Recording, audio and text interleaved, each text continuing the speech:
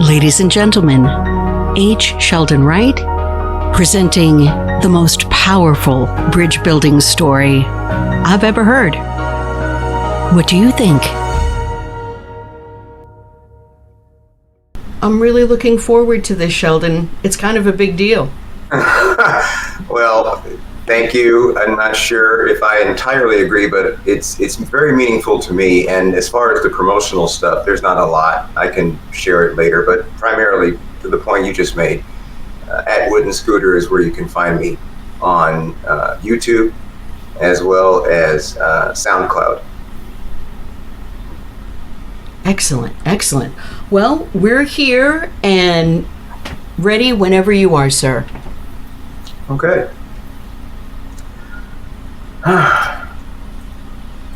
Well, I guess I should say good afternoon or evening for some of you. And Mo, thank you so much for asking me to join all of you today. I'm going to start a little bit by giving you some background. And with that, let me say that what I'm going to share today, it's called bridge work. Okay, and it's connecting Woodson and James. And so the background is going to be on the two men who are the principals in this story, Woodson and James. So for me, I've always been into family history. It's part of a Cub Scout project in 1970. I made my first family tree. And in 1991, my sister, Sandra, gave me a Bible, which many of you know. They oftentimes have pages for a family tree in them, so I filled it out, which led me to finally creating a more formal family tree, which I had thought about doing off and on in my 20s. So throughout the 90s and 2000s, I made lots of progress on both sides of my family. My mother's side, mainly Halifax County, Virginia, and my father's side, mainly Pittsburgh, Pennsylvania. Now, there is one Halifax branch, the Hughes line. It's more like a twig. My maternal grandmother, Edmonia Hughes Bowman, she only shared limited information about her family. She did talk about her mother's side some, the Evans, but much less on her father's. So most of the Hughes information came when I read her personal papers after her passing. I did know that her father was John Thomas Hughes and his father was George Hughes, who was reportedly born a slave in Virginia.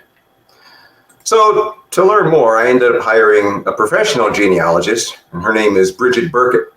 And in January of 2002, she confirmed George's August 6, 1853 birth record.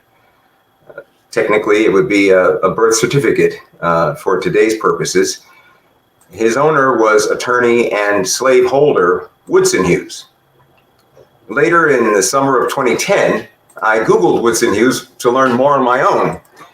And I found out that his great-great-grandson, by the same name, still lived in Halifax County. He was on Facebook even. So with some anxiety, I messaged him and I asked if he was in fact the descendant of the 19th century Woodson. And he responded, yes, and he was working in the Halifax Library and wondered if I needed some help doing some research that he could perhaps assist with. And I wrote back about our common Hughes history, and I also added that I had no axe to grind. He accepted my offer of friendship, and we became Facebook friends. And in the following summer of 2011, my daughter Allison and I flew to Virginia. We drove 3 hours to Halifax, and I met Woodson Hughes, face to face. We chatted and shared stories for what seemed like hours. And then I left Halifax with Allison, a much richer man than I had arrived. Sometimes when I share that story, it seems a little bit incredible that it did happen, but yeah. So he and I have kept contact, mostly email and occasionally voice to voice. And I consider him just like family. Now, I also consider myself a bridge, a middle ground that tries to connect people. I like to be in civil discourse that seeks as much compromise as possible. Not to compromise myself, rather to hear opposing points of view on issues of the day and learn stuff. And I also enjoy connecting folks just for the sake of it. The other man that I'm excited to talk about, also connected to Woodson, is actually a blood cousin to me through the Hughes line. His name is Dr. James J. Davis. I found him on Ancestry.com one night, Juneteenth, 2021, and we made our Hughes branch connection. Now, James is a great-great-nephew of George Hughes, who I had referenced earlier as being my great-great-grandfather. James and I have conversed several times on the phone, as recently as last night. He texted me today, and we also use email. James is also a nephew of another man by the name of George Ewell, whose nickname was Papa Skeet, who died this past January at the ripe old age of 100. Now, he was actually named after George Hughes, who was his uncle.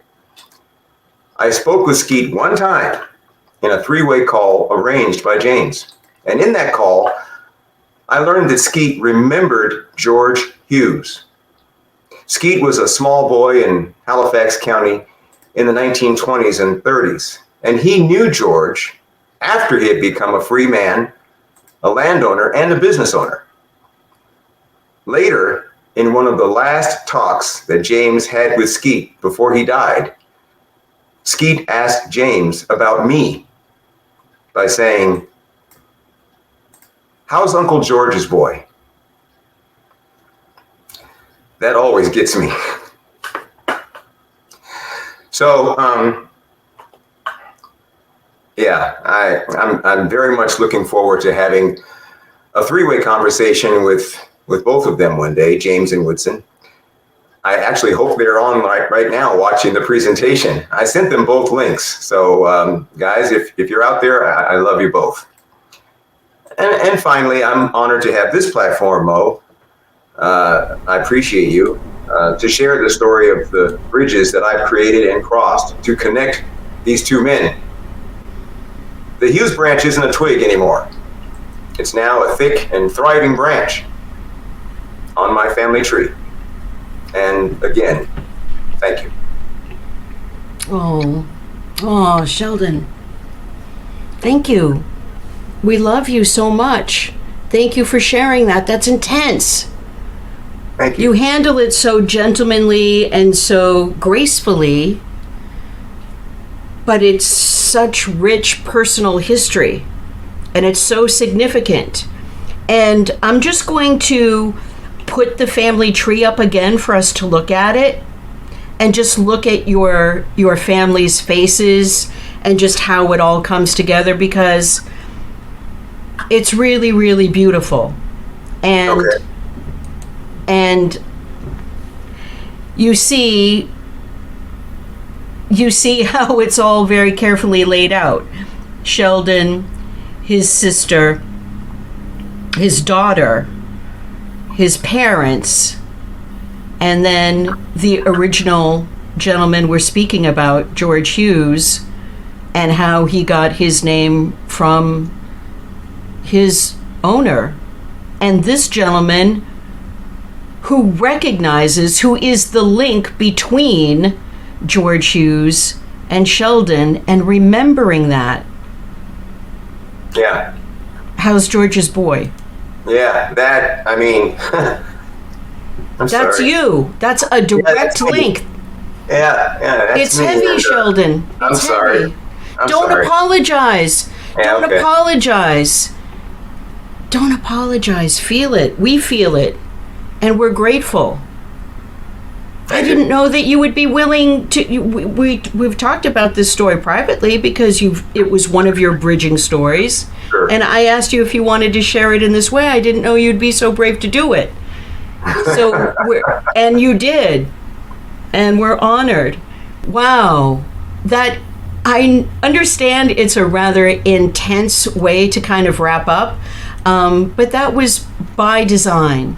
And maybe we can take this great, true blue fool's energy about being brave enough to sit still with the truth